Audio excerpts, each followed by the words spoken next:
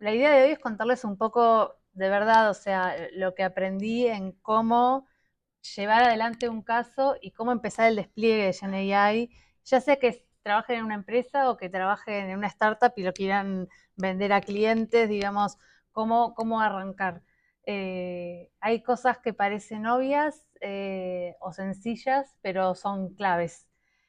Eh, bueno, soy yo, no soy un robot que estaba ahí en la slide. Eh, ya me presentó Pablo.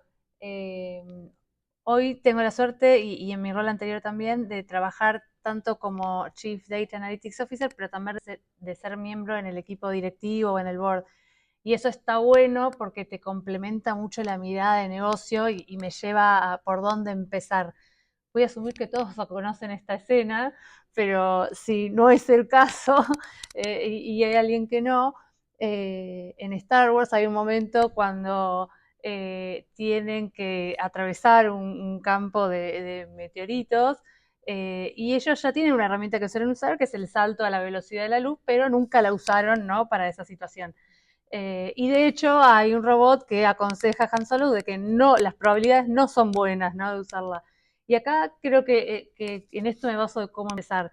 Primero, nadie en esta situación estaba buscando resolver o aplicar el salto a la velocidad de la luz. Lo que tenían era un problema y lo tenían que resolver rápidamente con herramientas que tenían. Entonces, lo que yo les sugiero es eso, no traten de vender la GenAI, traten de escuchar y rescato lo que dijo Pablo recién, que me pareció súper valioso, los problemas que tiene el negocio, en lo posible los más estratégicos, los más relevantes, y ahí vean donde hay match con GenAI, pero no a la inversa, porque es la manera de empezar a bajar barreras y de ganar sponsors que son necesarios. A ninguno de nosotros creo que nos debe gustar lidiar con ello, pero bueno, es parte del trabajo. Dicho esto, hay que asumir riesgos, pero sí asumamos riesgos calculados, ¿no? Entonces, nosotros tenemos algunos factores de riesgo cuando encaramos proyectos de GenAI que tienen que ver con el contexto y la complejidad, con dependencias para la integración que pueden venir de tech o de otras áreas, presupuestos. Y también tenemos eh, métricas de valor que son las estratégicas que ustedes conocen que está llevando adelante el negocio, que puede tener que ver con monetización, con experiencia, con incrementar transacciones, monthly active users. Entonces, mi consejo es que empiecen con algo que tenga muy alto impacto en estas métricas estratégicas, pero bajo riesgo en términos de no solo de que vaya a alucinar o vaya a tener un impacto en el cliente, que obviamente eso es obvio, sino también de que se metan en un desarrollo muy complejo con muchas dependencias y no lo puedan entregar rápido. Eh, ¿Con quiénes encarar esto? Esto es otro punto clave.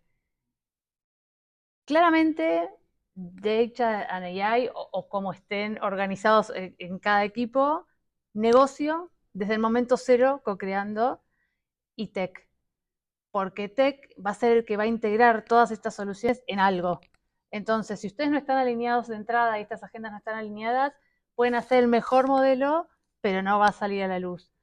Y en esta etapa, sumen a los partners. Acá hoy tenemos a AWS que nos reciben en la casa. Están todos los partners apoyando este tipo de iniciativas con financiamiento, con talento, con acompañamiento. Entonces, realmente no tiene sentido lanzarse solo. Aprovechenlo y esto los va a impulsar mucho. Con respecto al negocio y a tech, eh, tech por ahí hay un rol más claro, ¿no? De integración, de arquitecturas, de ciberseguridad, participan en esos ejes y participan más al principio y al final, no tanto en la parte iterativa. Pero negocio, aunque ustedes no lo piensen, participa un montón en la parte de desarrollo iterativa, porque hay un montón de contexto que se los van a tener que dar desde el negocio, que no lo van a encontrar en una base tabulada. Entonces, no subestimen esa parte y generen consensos y generen o asegúrense también de tener la disponibilidad de estos recursos y el compromiso. El tiempo. El primer desarrollo no debería llevar más de 3 meses. Y 3 meses me refiero que está productivo y andando. Porque va a haber detractores, va a haber gente que tenga dudas, va a haber gente que ve amenazado su trabajo, va a haber un montón de cosas que están pasando y que los están mirando y que van a buscar cada detalle. Entonces, la mejor manera de bajar estas barreras es mostrar algo que funciona rápido. Y ahí se acallan todas las voces. Pero si se va en el tiempo, le están dando espacio a que todas estas dudas, detracciones y demás crezcan. Entonces, de verdad que no es algo menor. Tiene que ser un desarrollo corto. Pero no porque sea corto, subestimen el tema de la arquitectura. O sea, ustedes están lanzando un primer producto, pero la idea es que después se siga desplegando, ya sea como startup para sus clientes, si quieren reutilizar arquitecturas o en una empresa. Entonces, la arquitectura tiene que ser flexible y escalable. Como ustedes o muchos de ustedes ya conocerán, el desarrollo de GenAI es súper iterativo, es prueba y error constante. Entonces, a la vez esto lo van a tener que conectar o lo van a tener que integrar con muchas cosas, no solo para el primer caso de uso, sino probablemente si algo funciona bien, va a pasar que después les van a pedir integrarlos en partners que pueden ser de terceros, de otras empresas, pueden ser en distintos canales, porque ustedes saben que una de las principales ventajas de la inteligencia artificial es la memoria omnicanal.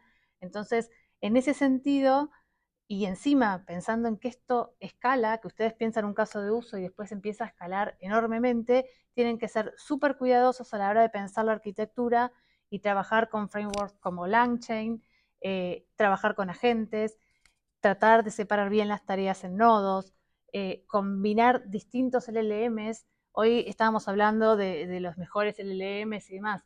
Para tareas sencillas no usen los mejores, usen los que funcionan bien y que son más económicos, porque realmente esto después escala y no es sostenible, sino...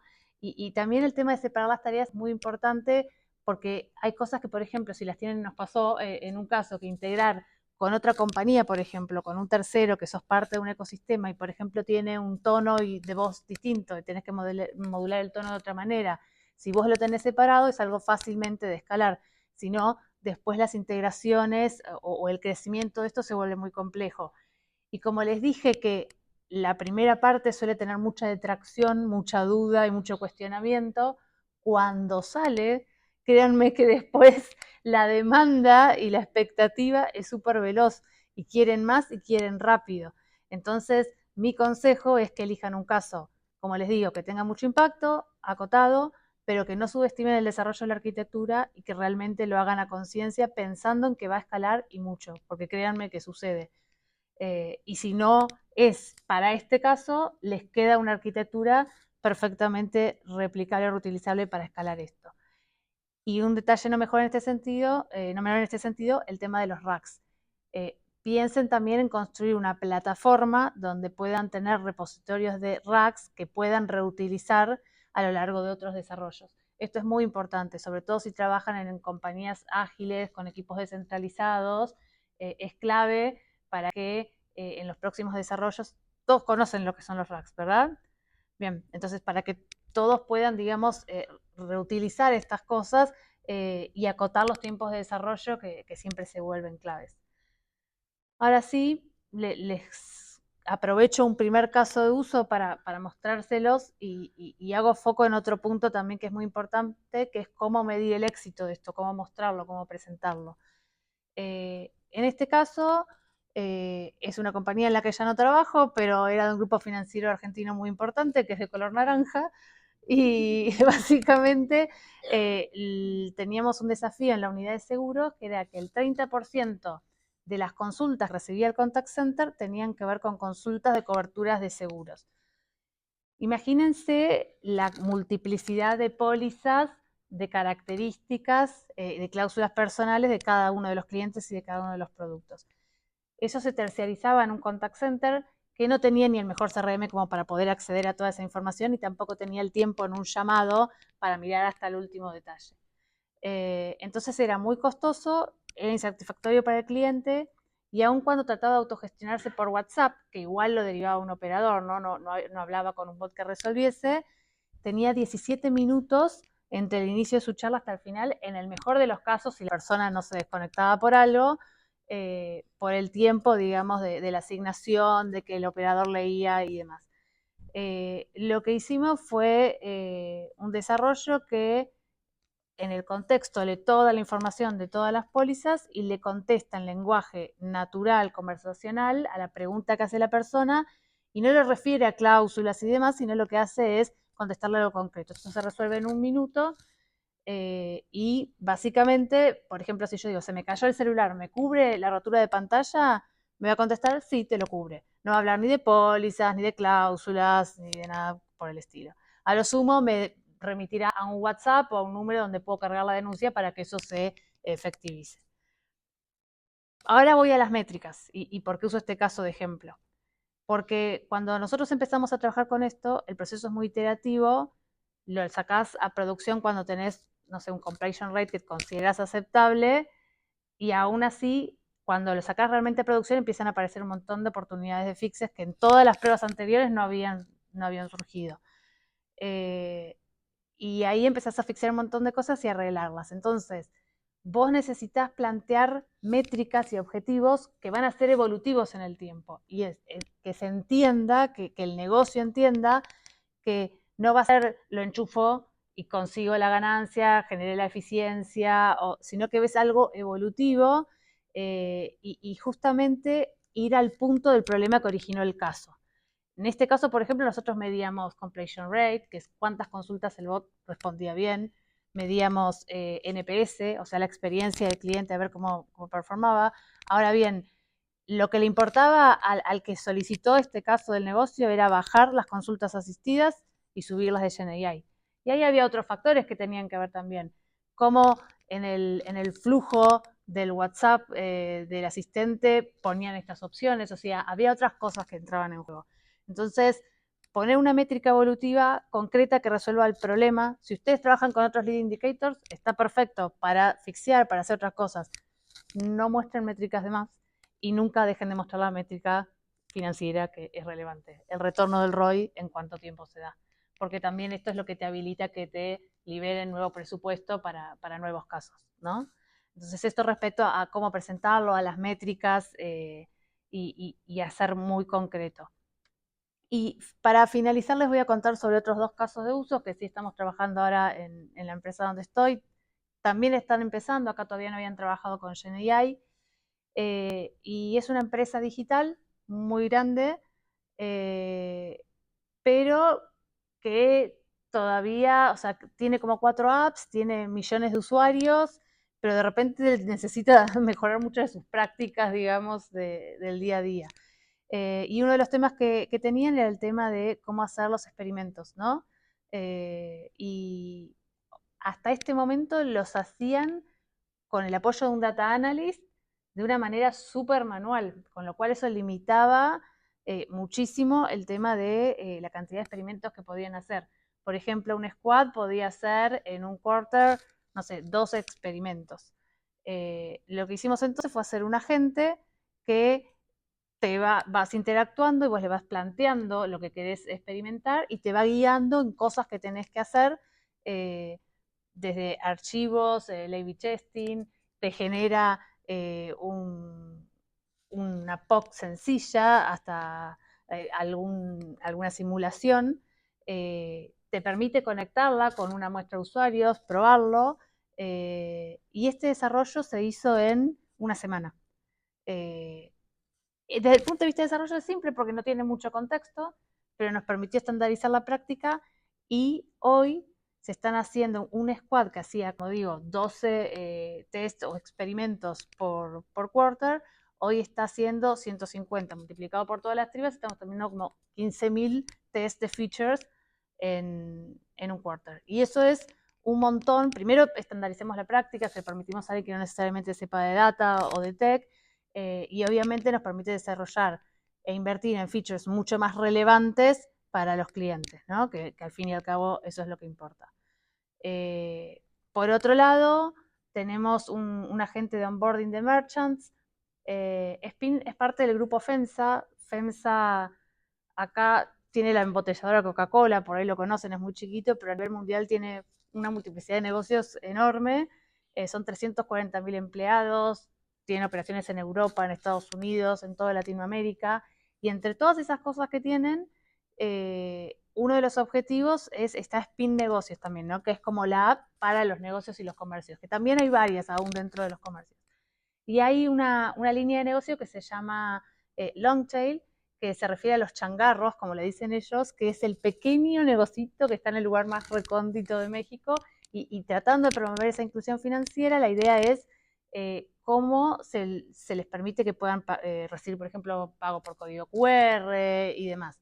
Entonces, lo que trabajaron fue en un producto que les permite generar una app, que puede recibir pagos, que le da premia, que es el programa de lealtad que tiene FEMSA a nivel México, que cubre un montón de negocios, como yo les decía, que ellos tienen, y que le permite ofrecerle ese programa a sus clientes, pero también en la medida en que sus clientes generan puntos, esos puntos él los puede usar para pagarle a Coca-Cola, que es su proveedor. Y de parte de Coca-Cola, digamos, tenemos el registro, son, ¿lo estoy diciendo bien? Sí, son 20.000 changarros que tenemos registros que operan, digamos, con esto. Entonces el tema era cómo hacer el onboarding, porque son personas muy sencillas, muy humildes, realmente no se manejaban con una app tradicional. Y en este sentido pudimos diseñar este onboarding. Hasta ahora se empezó a hacer un piloto que iban personas. A partir de esa experiencia se hizo un agente que es conversacional, que es iterativo, y eso nos está permitiendo escalar a llegar a esos 20.000 merchants que queremos sumar de una manera mucho más ágil. De vuelta, desarrollo de esto, un mes, cero problema de contexto porque básicamente es iterativo, pero tiene un impacto de negocio enorme y de inclusión, ¿no? De reputación. Allá trabajan mucho con el tema del impacto social y este es el caso. Dicho esto, hasta acá llego, ahora ya pueden ir a tomar las cervezas. Mi recomendación es piensen en el impacto de negocio, empiecen por casos sencillos, sin subestimar la robustez técnica para poder escalar esto después bien.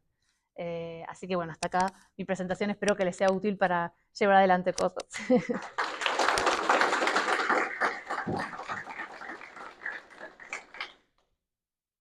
¿Preguntas, sí? Sí. ¿Cómo estás? Nada, me interesa mucho tu visión, justamente como CEO, digamos, con el recorrido que tenés, digamos, pues me gusta mucho esta idea de justamente nosotros lo que vamos a hacer es brindar soluciones a problemas, ¿no? O sea, un poco brindar valor. Y yo tengo un cierto escepticismo contra la cuestión del Gen AI, o sea, no me lo puedo sacar de encima, y me da la impresión que muchas veces es la gente queriendo usar una bazooka para matar un mosquito, ¿entendés? No sé Sí, sí. entonces me imagino que te habrá tocado toparte con situaciones en las cuales te dicen, no, pero yo quiero Gen AI. Sí, pero vos necesitas, no, pero metele. ¿Cómo resolviste esa situación? O sea, ¿cómo intentaste arriesgar la charla hacia esto? Brindar valor.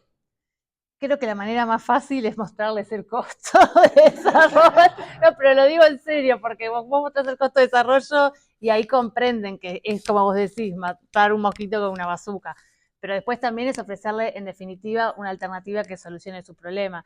Hay muchas cosas que se pueden resolver con RPA, con Machine Learning tradicional, nada, hay miles de opciones. Pero yo creo que, insisto, lo primero de verdad lo digo, no es chiste, es mostrarles el costo. Cuando ellos ven el costo, entienden que no pueden plantear a la compañía trabajar en esa solución. Pero después también es darle una alternativa, porque en definitiva son personas buscando resolver algún tema y hasta ahora no lo han encontrado y en este hype dicen, bueno, la GNDI nos va a resolver todo. Pero yo mostraría la plata primero. Creo que es lo que más, lo más efectivo. Eh, Dentro de los desafíos que mostrabas, uno era involucrar al negocio, ¿no? Para que se suba al barco y que el proyecto llegue a buen puerto. ¿Cuál es la clave que vos usaste para lograr eso? Porque es, en mi experiencia, en general, si el proyecto lo empuja a ti, el negocio medio que lo mira de costado y lo pones en producción y nadie lo usa. Y más si es inteligencia artificial, porque dice, no, después me va a sacar el trabajo a mí, entonces la gente. ¿Hay alguna guía ahí que vos usás para Sí, decir, súbanse porque esto nos va a ayudar a todos? pero es todo lo que vos dijiste. ¿Sabes cuál es el guía? Dáselo a él el proyecto. Vos sos el product manager de este proyecto. Llévalo acá a los espacios AWS, traelos y que lo cuente él. Ahí bajas la barrera del temor, de que se pierda. Y en definitiva, todo el mundo va a saber que vos lo hiciste. Porque todos saben y después pueden participar juntos, que nadie de negocio va a tener la capacidad para desarrollar esto solo. Pero hacelos protagonistas, dáselos a ellos. cuando lo haces y se lo planteas desde ese lugar, empiezan a aparecer un montón de casos. Después tenés el problema que comentaba él, ¿no? Bueno, para esto no, no sé, vamos por otro. Y buscar sponsors, ¿no? Seguramente vos conocés en tu compañía usuarios de negocio más pro que otros con los cuales vale la pena arrancar y otros que, bueno, mejor dejarlos para el final o por qué no evitarlos eternamente, puede ser una alternativa también. Pero pasa, sí, pasa.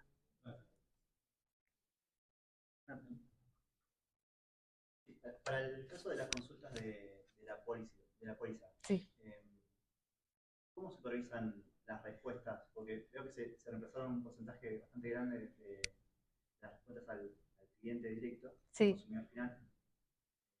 ¿Cómo verifican que esa respuesta fue satisfactoria?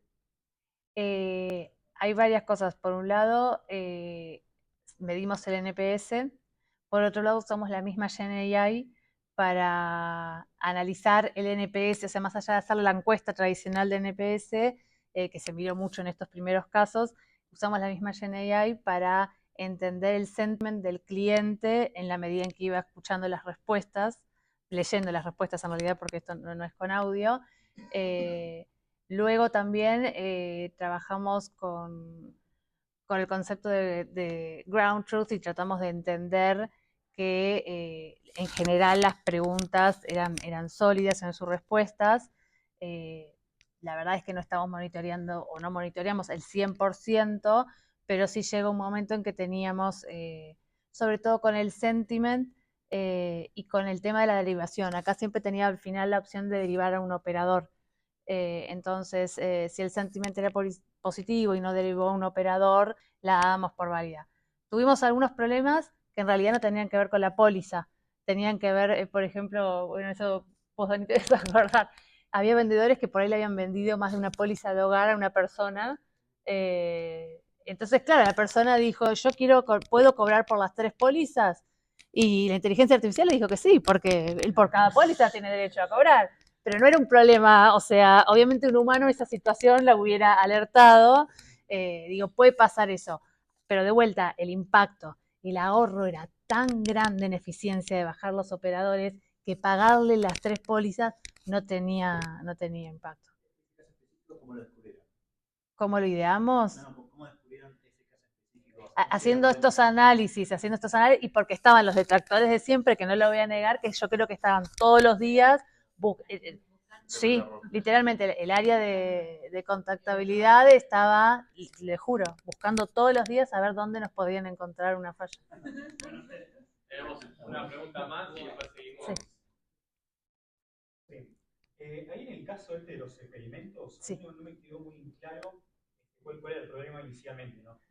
Que prevenía hacer una cantidad de experimentos. O sea, ¿estaban en el análisis de los datos o estaban en el desarrollo de los experimentos?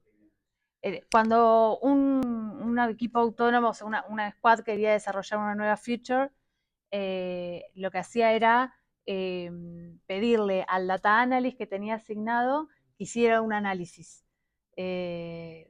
Podía ser desde un A/B testing hasta un análisis exploratorio de si iba a tener product market fit, o sea, todo iba al data analyst. Obviamente el data analyst había 1 o 2 por squad, y el data analyst con sus herramientas y análisis descriptivo se tomaba un sprint, o sea, 15 días para hacerlo. Ahí tenías la limitante de tiempo. Y el CEO estaba al borde de un ataque de nervios porque no podía entender que no pudiéramos tener experimentos más rápido. Entonces ahí sí encontramos en esto una solución para escalarlo, porque le estandarizaba la práctica a usuarios de negocio que no necesariamente tenían conocimientos robustos de estadística como para tomar decisiones adecuadas. También le generaba una prueba fácil, un poco con lo que me comentaba hoy él, y eso fue lo que permitió escalar. Ya no lo hace el data analyst sobre formatos descriptivos, sino que lo hace cualquier usuario del squad, y lo hace en 1 o 2 horas, o sea, básicamente. Bueno, muchas gracias. Sí. Gracias. Un aplauso. ¿Les parece si nos sacamos una foto de todos por acá y alguien se sacrifica sacando la foto? Le ponemos con AI y le agradecemos el LinkedIn. Gracias, Cris, muy buena. O le pedimos a inteligencia artificial